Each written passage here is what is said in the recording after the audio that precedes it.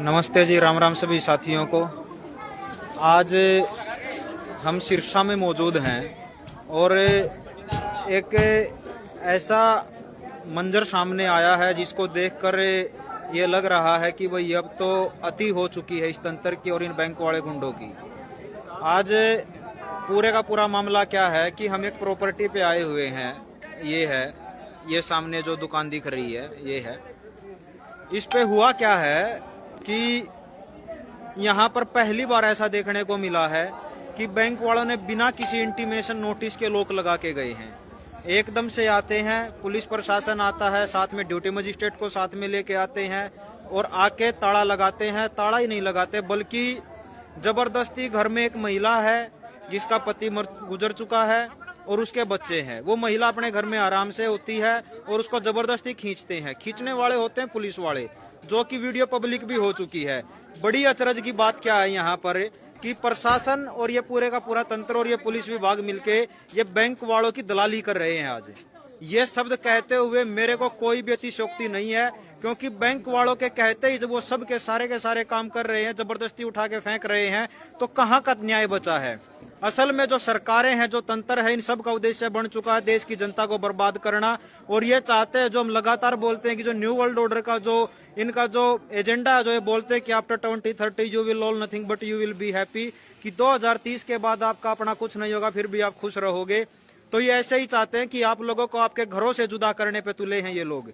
और जो प्रशासन है, ये प्रशासन इनका सरेआम साथ दे रहा है। ये चाहते हैं कि ये जो जनता के नुमाइंदे बिठा दिए हैं, जो सत्ता जो प्रशासनिक ढांचा है, ये जो बोले जाते हैं कि ये लोगों के प्रतिनिधि हैं, मतलब ये हमारे लिए बिठाए गए, असल में ये हमारे लिए नहीं बिठाए गए हैं। ये उसी कंपनी राज के लिए बिठाए गए जिनके खिलाफ लड़ते लड़ते उन आजादी के मत वालों ने शहादत दी थी। आज फिर वही काम देश में हो रहा है। अब यहाँ पर ताला तोड़ा जा रहा है, ये बैंक का लगा हुआ ताला है। और जबकि पकड़िए जी एक बार बोतल लिया। एक बड़ी बात क्या है कि मेरे पास एक नोटिस है।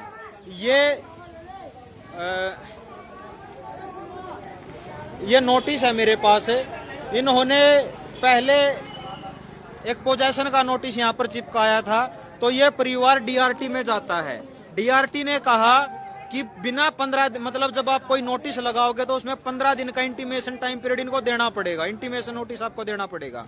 तो ये 15 दिन का टाइम पीरियड का जो नोटिस है वो ना देकर ये सरेआम आते हैं। बल्कि दूसरा एक नोटिस और है मेरे हाथ में, इस पे लिखा हुआ है जो डेब्ट रिकवरी डीआरटी का ही नोटिस है। ये भी इस पे डेट दे रखी है 17 तारीख है। मतलब क्या है कि 17 तारीख डेट दे रखी है डीआरटी ने कि पोजेशन आप 17 तारीख को लीजिए, जबकि ये पोजेशन 7 तारीख को यहाँ पर लिया जाता है। तो ये जो डीआरटी जो फेवर ऑफ बैंक काम करता है उसकी भी अवहेलना यहाँ पर होती है। जो सर्वा हो चुका है, ये बैंक हो चुका है और ये बैंक के कर्मचारी ही के हाथ में सब कुछ हो गया है। ये डीसी है, डीसी को इतना नहीं पता। चाहिए तो ये कि जब वो पोजेशन करने किसी को कोई नोटिस जारी करता है तो उसके ऊपर दोनों पार्टियों के पक्ष और विपक्ष को दोनों को बुलाना चाहिए, लेकिन वो केवल एक पक्ष को बुलाता है और बैंक के फेवर में वो निर्णय लेकर और उस पर पोजेशन का आदेश दे देता है। बड़ी बात यहाँ पर यह है कि ये महिला जब उससे डीसी से मिलने जाती है तो वहां पर बोलते हैं कि हमें पता ही नहीं था, मेरे को पता ही नहीं था कि ये आपका घर है। और बड़ी बात इसमें यह है कि जिसने लोन लिया था वो इनके हस्बैंड थे, जिनकी 2015 में किसी बीमारी के चलते उनकी मौत हो चुकी है। 2016 में उनकी मौत हो चुकी है। और ये प्रॉपर्टी 3 हिस्सों में बंट चुकी है, जिसमें एक जो हिस्सेदार है वो नाबालिग लड़की है। उसके बावजूद क्योंकि डीसी क्या करता है कि वो सारे का सारे जो निर्णय दे रहा है वो बैंक के फेवर में दे रहा है। वो सोचता ही नहीं है कि देश की जनता के साथ क्या न्याय करना चाहिए, क्या न्याय करना चाहिए। असल में वो न्याय ही कर रहे हैं, न्याय तो कर नहीं रहे हैं। अब एक बार पूछते हैं इन्हीं से कि क्या कुछ पूरी की पूरी कहानी हुई थी। जी बहन जी। हाँ जी सर। लोन किसने, आपके हस्बैंड ने लिया था? ये हस्बैंड ने लिया था। 10 लाख रुपए प्रॉपर्टी पे रखा हुआ था हमारे घर पे। घर के कागज रखे हुए हैं। कौन से सन में लिया था ये? 2013 में। 2013 में लिया था। और कितना पे कर चुके हो? जी 2022-23 तक तो हमारी किस्त जाती रही है, ठीक है। उसके बाद जब इन्होंने मेरे को ये बात बोल दी ना, भी हमने तो बेच दी आपकी प्रॉपर्टी, तब मैंने किस्तें बंद कर दी। फिर मैंने कहा जब तो आप लोगों ने बेच ही दी, फिर मैं किस्तें किस बात की दूं आपको। मतलब पैसा लूट आपसे लगातार रहे हैं। लूट रहे हैं और फिर भी इन्होंने मेरे को बोला आके कि हमने 15/1/2024 को ऑक्शन कर दी। मैंने कहा अगर आप लोगों ने 15/1/2024 को अगर आपने ऑक्शन कर दी तो फिर 31/1/2024 को मेरी किस्त क्यों काटी मेरे खाते से? मतलब ये बोल रहे हैं कि हमने ऑक्शन कर दी और उसके बाद भी आपके अकाउंट से किस्त काट रहे हैं। हाँ, फिर भी किस्तें काट रहे हैं और ऊपर से धोखाधड़ी का मेरा कोई प्रशासन मेरा साथ नहीं दे रहा। ऊपर से कोई मेरा धोखाधड़ी का जो मेरे साथ हो रही है उसका कोई केस नहीं दे रहा। आप डीसी के पास गए तो उन्होंने क्या बोला आपको? डीसी ने ये बोला कि मैं अपने जो मेरे है नीचे स्टाफ है उनको मैं बोल देता हूँ भी ये आपका करवा देंगे। क्या करवाएंगे?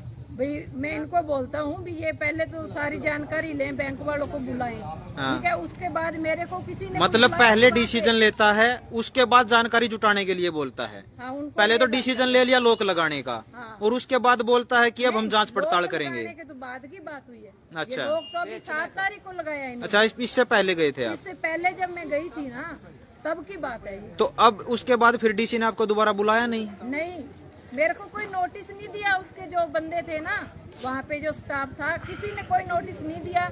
ये लोग पैसे लेके वहाँ से पैसे लेते हैं, उनसे पैसे लेके बैंक वालों से। हाँ, बैंक वालों से पैसे लेते हैं। वो तो लेते हैं, जाहिर है। अब जो आपका लोन जो इससे ताला लगने से पहले जितना भी होगा उसका 1.5 से 2 लाख अब बढ़ चुका है। ताला लगाने के ऊपर बोलते हैं कि हमने फोर्स के ऊपर खर्च किया, मतलब कि वो उनको पैसे दिए हैं।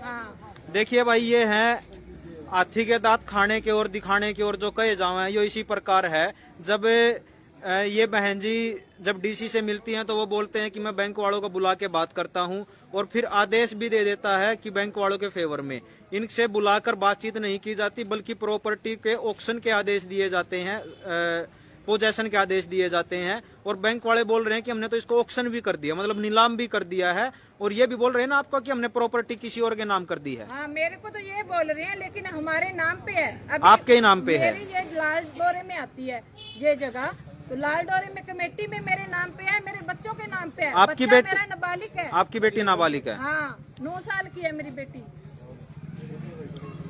देखो भाई, असल में जो हम बार बार बोलते हैं जनता सरकार मोर्चा के साथी कि ये जो 3 स्तंभ हैं, असल में जो 4 स्तंभ हैं, जिसको बोलते हैं न्यायपालिका, कार्यपालिका और विधायिका, और चौथा होता है मीडिया, ये सब के सब बिक चुके हैं। और ये असल में जनता के साथ अन्याय कर रहे हैं और इसका शोषण कर रहे हैं। जब अडानी अंबानी पे बात आएगी, बड़े बड़े पूंजीपतियों पे बात आएगी, अभी लेटेस्ट आपने देखा होगा कि अनिल अंबानी का 49,000 करोड़ का जो कर्ज था, उस कर्ज को मात्र 450 करोड़ में सेटल कर दिया है। देखिए पूंजीपतियों के लिए कितना सोच रहे हैं हमारे नेता, हमारी विधायिका, हमारी कार्यपालिका। और जब बात आती है आम जनता की, तो आम जनता के शोषण करने पर तुले हुए हैं। इस वीडियो को शेयर करते रहे साथ के साथ में सभी साथी, क्योंकि ये मामला एक नया आया है कि बिना पोजेशन के आदेश दिए यहाँ पर पोजेशन हुआ है और ड्यूटी मजिस्ट्रेट नियुक्त हुआ है। इस मामले में ड्यूटी मजिस्ट्रेट को भी लपेटेंगे, कोर्ट के अंदर भी जाएंगे। अगर वहां से न्याय की उम्मीद तो असल में करते हैं, लेकिन हमें लगता नहीं कि वहां से भी न्याय मिलेगा। ये असल में जो न्याय करना होगा ये देश की जनता को ही करना होगा। कोर्ट से भी मेरे को ऐसा प्रतीत होता है कि कोर्ट के बाद ये फिर से जनता के बीच में ये मामला आने वाला है और एक न एक दिन तो वो लठ उठाना ही पड़ेगा इन बैंक वालों और इन प्रशासन के लोगों के खिलाफ कि जब आप हमारे लिए हो ही नहीं, हमारे हक की नीतियां नहीं बनाते, हमारे हक के लिए खड़े ही नहीं हो, तो हम आपकी कब तक माने। पूरी की पूरी जनता को ये रोंदने पर तुले हुए हैं और बहुत सारे लोग हैं यहाँ पर जो इस बहन का साथ देने के लिए यहाँ पर आए हैं, ये देखिए। और कुछ लोग यहाँ पर ऐसे भी हैं जो मात्र और मात्र ऐसे सोच रहे हैं कि ये तो भाई इसी बहन के साथ हुआ है। मैं आप सबकी जानकारी के लिए बता दूं कि ये अकेली इस बहन के साथ ये सब नहीं हुआ, ये आप सबके साथ भी होने वाला है। पकड़ियो फोन न पकड़ो। मैं आप सबकी जानकारी के लिए इतना बता दूं कि आज अगर आप में से कोई साथी ये सोच रहा है कि भाई ये तो अकेला इस परिवार के साथ हुआ है, ये इस परिवार के साथ नहीं, ये पूरे देश के साथ हो रहा है। एक भी व्यक्ति आप में से ऐसा नहीं मिलेगा जिसके सिर के ऊपर कर्ज ना, और कर्ज है सिर्फ और सिर्फ बैंकों का। वो बैंकों से कर्ज कहां से आ रहा है इसके बारे में ना आप जानते हो, ना जानने का प्रयास करते हो। असल में ये काम होना चाहिए था हमारी एजुकेशन का, हमारे शिक्षा तंत्र का, लेकिन शिक्षा तंत्र ये काम ना कर असल सच्चाई ना बताकर वो केवल और केवल रट्टा मरवाने का काम करता है। पानी की बोतल दियो जी प्रधान जी। केवल और केवल रट्टा मरवाने का काम करता है। आप लोगों की जानकारी के लिए बता दे कि देश की जनता के ऊपर जो कर्ज है वो 217 लाख करोड़ का है और जो करेंसी चलन में है वो मात्र 33 लाख करोड़ है। सोचो आप इस बात को कि जो नोट चलन में वो 33 लाख करोड़ के और कर्ज है 217 लाख करोड़ का। चुकाओगे तो कितना चुकाओगे? एक दिन तो सबको अपनी प्रॉपर्टी से हटाएंगे ये लोग, क्योंकि आज के युवाओं की अगर बात करें तो क्रेडिट कार्ड पे वो कपड़े तक पहन रहे हैं, अंडरवियर तक लोन पे चल रहे हैं लोगों के। मतलब ये देखिए कि क्या हो रहा है। ये जब बैंक शुरुआत में हमारे बीच में आए तो ये ऐसे हाथ फैलाते थे बिजनेसमैन के सामने भी, एक कृषक के सामने भी कि हमारे बैंक में अपने पैसे जमा करवा लो। लेकिन आज बैंकों की गुंडागर्दी इतनी आ चुकी है कि पूरा समाज लाइन में लगा पड़ा है। इनको आप लोगों को गुलाम बनाने के लिए कोई काम नहीं करना।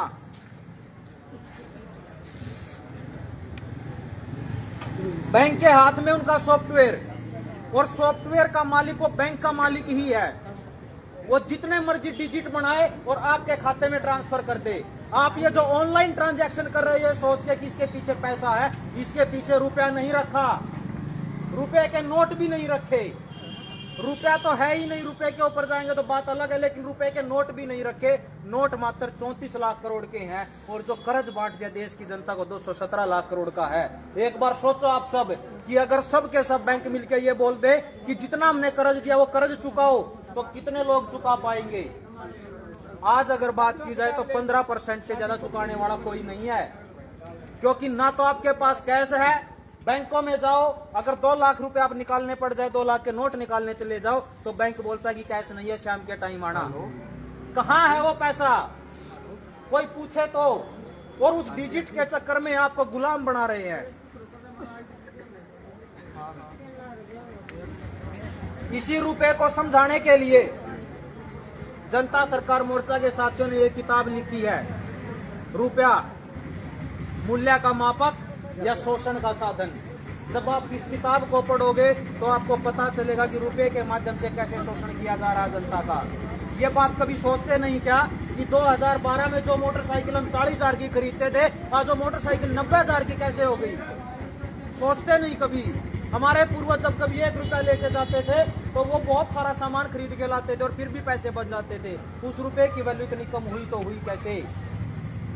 ये रुपए की वैल्यू इसी प्रकार कम हो रही है क्योंकि बैंकों को आपको कर्जदार बनाने के लिए मात्र और मात्र डिजिट छापनी पड़ती हैं। और ये आरबीआई ने खुली छूट दे रखी है लूटने की बैंकों को कि अगर आपके पास 1 लाख रुपए हैं या 1,000 करोड़ रुपया है तब 10,000 करोड़ का लोन दे सकते हो। कहां से देंगे? जब है 1,000 करोड़ तो 10,000 करोड़ कहां से दे सकते हैं?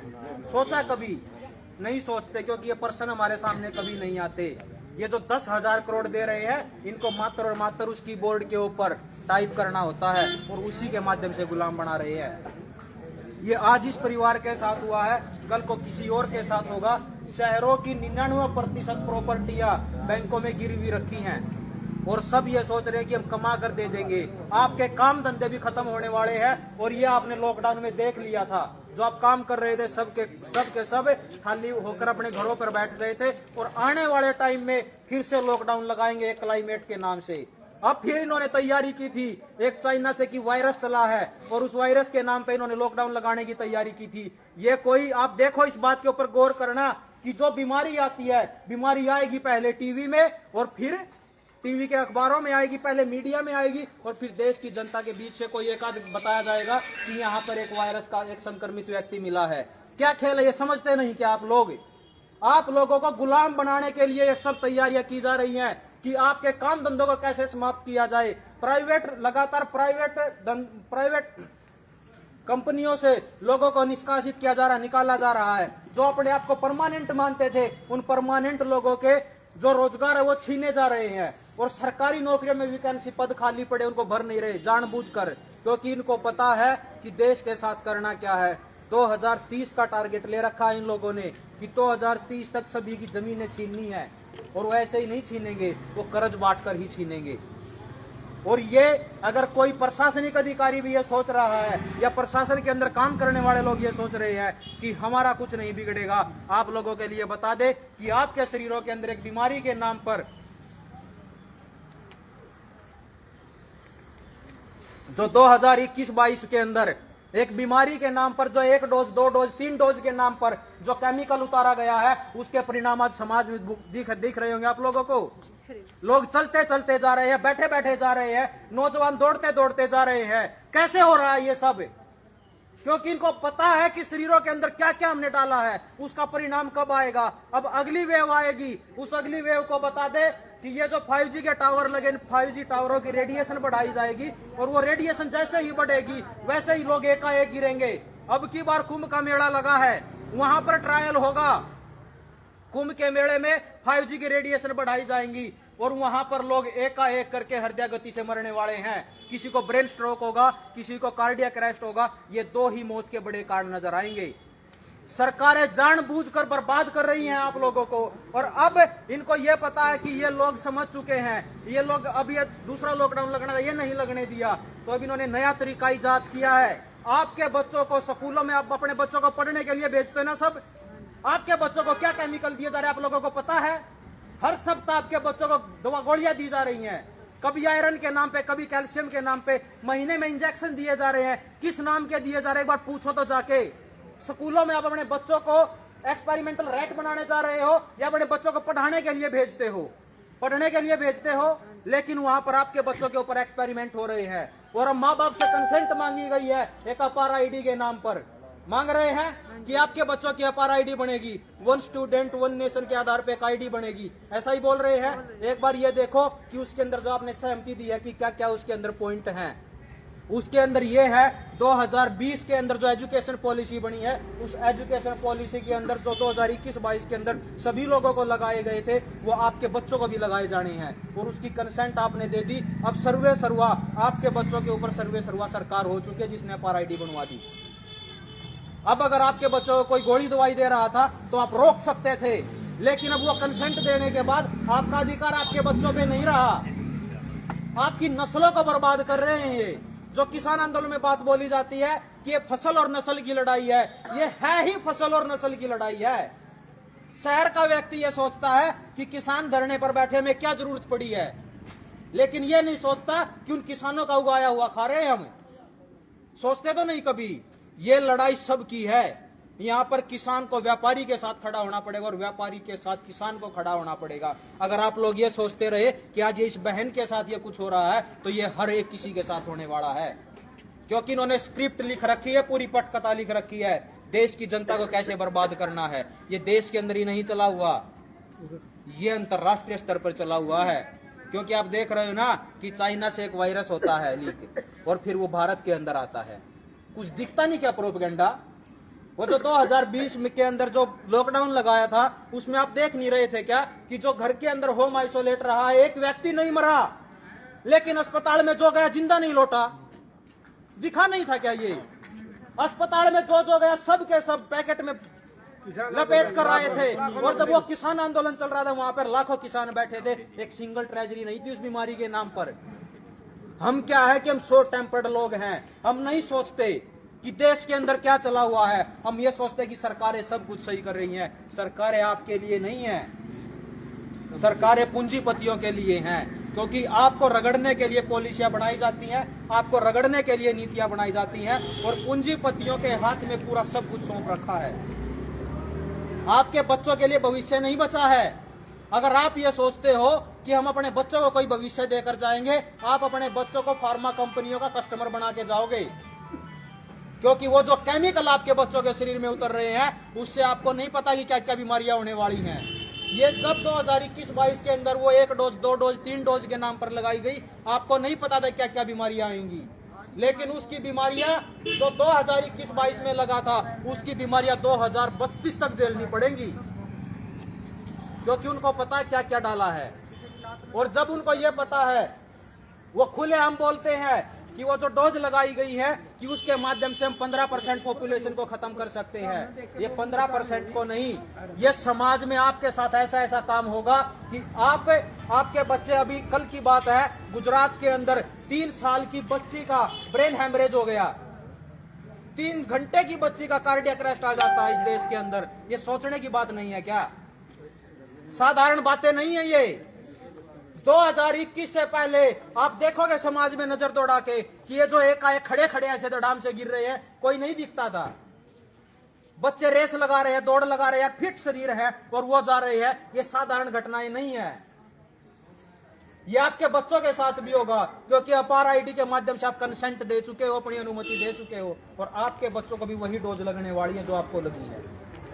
ये एक बात और बोल रहे हैं कि सर्वाइकल कैंसर के नाम पर भी हम वही डोज लगाएंगे, और बोलते कि वो लड़कियों को लगाएंगे। ऐसा ही बोलते हैं कि लड़कियों को लगेगी। क्या सर्वाइकल लड़कियों को होता है? लड़कों को सर्वाइकल नहीं होता क्या? पुरुषों को सर्वाइकल नहीं होता? होता है तो फिर लड़कियों को ही क्यों? यहीं से अपना प्रश्न उठा लो एक बार, आपको पता चल जाएगा कि आपको कैसे कैसे बर्बाद कर रहे हैं। ये लड़ाई ज्ञान की लड़ाई है। अगर आपके पास समझ होती तो इस घर पे ताला नहीं लगता। अगर एक व्यक्ति भी यहां पर बोलने वाला होता तो। हमें पता ही नहीं है, जब ये खाकी वर्दी में दिखती है और जब ये ड्यूटी मजिस्ट्रेट में दिखता है, हम तो ये मान जाते हैं कि यार यही नहीं कहा, छोड़ के बाहर निकल लो। यही तो सोचते हैं। प्रश्न तो करो उनसे एक बार, और ये प्रश्न करने स्कूलों से नहीं सिखाए जाएंगे, क्योंकि अगर स्कूलों में प्रश्न करना सीख गए तो आपके बच्चे बगावती होंगे तंत्र के। ये नहीं चाहते कि कोई प्रश्न उठाए, ये चाहते कि फोनों के माध्यम से सब ऐसे रहो, नजर ना उठाए इनके सामने कोई। सबकी नौकरियां भी जाने वाली हैं। बहुत बड़े षड्यंत्र चले हुए हैं, लेकिन बचोगे तो केवल और केवल समझ से बचोगे। और इस समझ को बढ़ाने के लिए समय समय पर जनता सरकार मोर्चा की ट्रेनिंग सेशन चलते हैं, उनका हिस्सा बनिए और ज्यादा से ज्यादा लोगों तक ये जानकारियां पहुंचाइए। हम नहीं कहते कि आप जनता सरकार मोर्चा से जुड़ो, आप अपना नया संगठन खड़ा कर लो। आपके यहाँ पर कोई संगठन, उसके साथ जुड़ जाओ, लेकिन समझ फैलाओ समाज के अंदर। वरना आपके बच्चों के साथ ऐसा खेल खेला जा रहा है कि वो संतानें पैदा नहीं कर पाएंगे। और आज भी देख रहे हो आप कि समाज के अंदर प्रजनन दर कितनी कम हो चुकी है।